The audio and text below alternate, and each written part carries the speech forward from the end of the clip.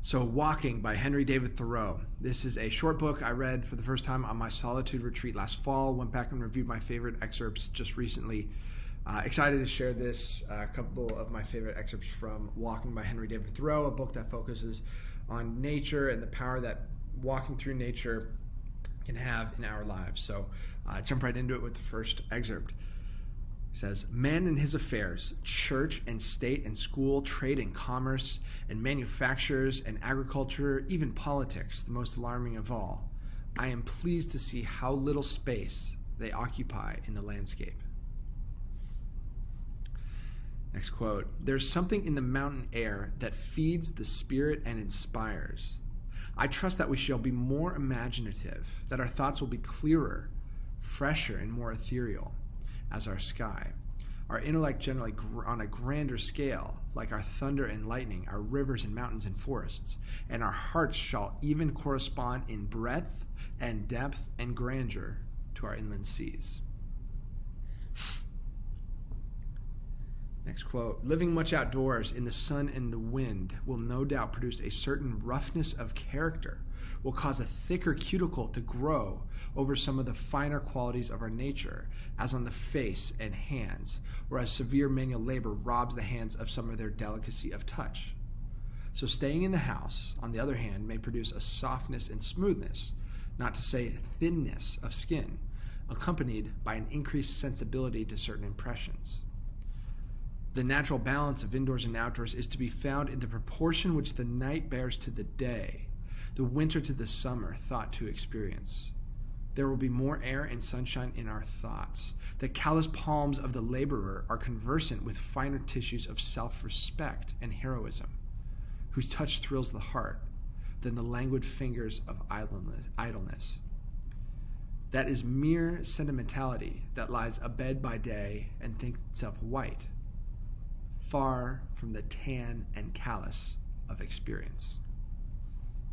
That one is powerful. That image contrasting those who stay indoors are more tender but more sentimental, but don't have the roughness and rough and tumble experience of a life lived outdoors, compared to someone who spends time out in the sun and the wind, produces a roughness of character, thicker exterior, the tan and callous of experience. It's really powerful. Next quote, "In literature, it is only the wild that attracts us. Dullness is but another name for tameness. It is the uncivilized, free, and wild thinking in Hamlet and the Iliad, in all the scriptures and mythologies, not learned in the schools, that delights us. As wild duck is more swift and beautiful than the tame, so is the wild the mallard thought, which mid-falling dews wings its ways above the fens." Say that one again. "As wild duck is more swift and beautiful than the tame, so is the wild the mallard thought, which mid-falling wings its way above the fens." The wild the mallard thought. A truly good book is something as natural and as unexpectedly and unaccountably fair and perfect as a wild flower discovered on the prairies of the West or in the jungles of the East. Genius is a light which makes the darkness visible, like the lightning's flash, which shatters the temple of knowledge itself, and not a candle lighted at the hearthstone of the race, which pales before the light of common day. Say that one again. Genius is a light which makes the darkness visible, like the lightning's flash, which shatters the temple of knowledge itself. Next quote, "I rejoice that horses and steers have to be broken before they can be made the slaves of men, and that men themselves have some wild oats still left to sow before they become submissive members of society. Undoubtedly, all men are not equally fit subjects for civilization, and because the majority, like dogs and sheep, are tame by inherited disposition, this is no reason why the others should have their natures broken, that they may be reduced to the same level. Men are in the main alike, but they were made several in order that they may be various. If a low use is to be served, one man will do nearly or quite as well as another. If a high one, individual excellence is to be regarded." Last two are very powerful. Next quote, I would not have every man nor every plant of a man cultivated any more than I would have every acre of earth cultivated. Part will be tillage, but the greater part will be the meadow and forest, not only serving an immediate use, but preparing a mold against a distant future by the annual decay of the vegetation which supports it.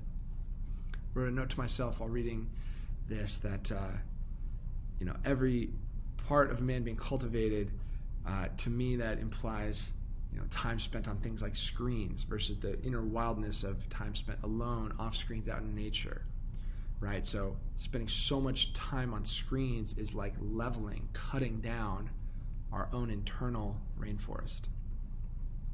Next quote. We are accustomed to say in New England that few and fewer pigeons visit us every year. Our forests furnish no mast for them. So it would seem few and fewer thoughts visit each growing man from year to year, for the grove in our minds is laid waste, sold to feed unnecessary fires of ambition or sent to mill, and there is scarcely a twig left for them to perch on. They no longer build nor breed with us. In some more genial season, perchance, a faint shadow flits across the landscape of the mind, cast by the wings of some thought in its vernal or autumnal migration. But, looking up, we are unable to detect the substance of the thought itself. Our winged thoughts are turned to poultry. They no longer soar.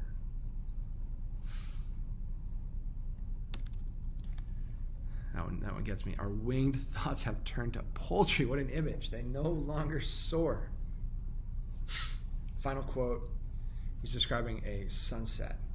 And the final sentence really gets me. We had a remarkable sunset one day last November. I was walking in a meadow, the source of a small brook, when the sun at last, just before setting, after a cold, gray day, reached clear stratum in the horizon, and the softest, brightest morning light fell on the dry grass and on the stems of the trees in the opposite horizon, and on the leaves of the shrub oaks on the hillside, while our shadows stretched long over the meadow eastward, as if we were the only motes in its beams. It was such a light as we could not have imagined a moment before, and the air also was so warm and serene that nothing was wanting to make a paradise of that meadow. When we reflected that this was not a solitary phenomenon, never to happen again, but that it would happen forever and ever, an infinite number of evenings, and cheer and reassure the latest child that walked there, it was more glorious still. Walking by Henry David Thoreau. Several stand out to me. Just want to recap really quickly. When reading this the first time, the line that stood out the most was, genius is a light which makes the darkness visible like the lightning's flash. Just picture that image. I remember as a kid watching thunderstorms at night outside my room and on the East Coast, you get these summer thunderstorms, and this flash of lightning would illuminate the entire scene like the bulb of a camera just for a moment. Everything would turn white. Genius is a light which makes the darkness visible like the lightning's flash. That's how I feel about a lot of these books I read. That is such a striking image to describe this abstract concept of genius. This next one. Men are in the main alike, but they were made several in order that they might be various. If a low use is to be served, one man will do nearly or quite as well as another. If a high one, individual excellence is to be regarded. I love that line. We're not all supposed to be the same. Most people are generally similar, but we're made several to be various. If a high purpose is to be served, if high use is to be served, individual excellence is to be regarded. Those people on the very edges, it really matters what they do. They drive the civilization forward. Undoubtedly, all men are not equally fit subjects for civilization. And just because the majority, like dogs and sheep, are tamed by inherited disposition, this is no reason why the others should have their natures broken, that they may be reduced to the same level. Gosh, that's so powerful. So convicting. Because the majority, like dogs and sheep, are tamed by inherited disposition, this is no reason why the others should have their natures broken, that they may be reduced to the same level. That is convicting just to read that back right now. Really, really makes an impact. Yeah, and then this last one. In some of the more genial season, a faint shadow flits across the landscape of the mind, cast by the wings of some thought in its vernal or autumnal migration, but looking up, we are unable to detect the substance of the thought itself. Our winged thoughts are turned to poultry.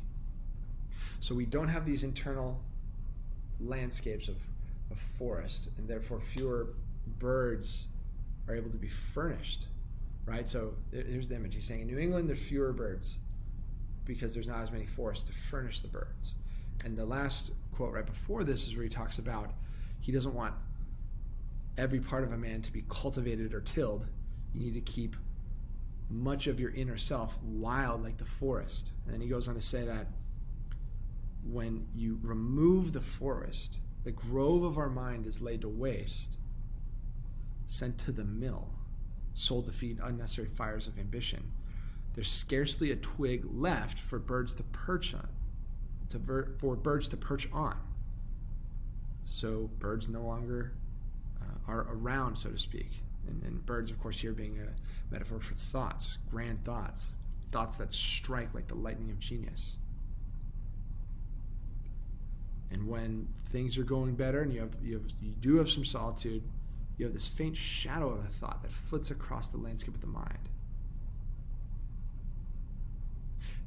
It's those birds that used to fly through with grand and genius striking thoughts.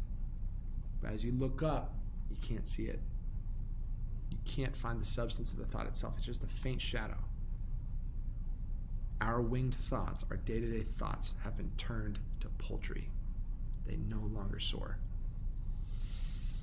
Quite the note to end on. Walking, Henry David Thoreau. Short read, impactful read, recommended.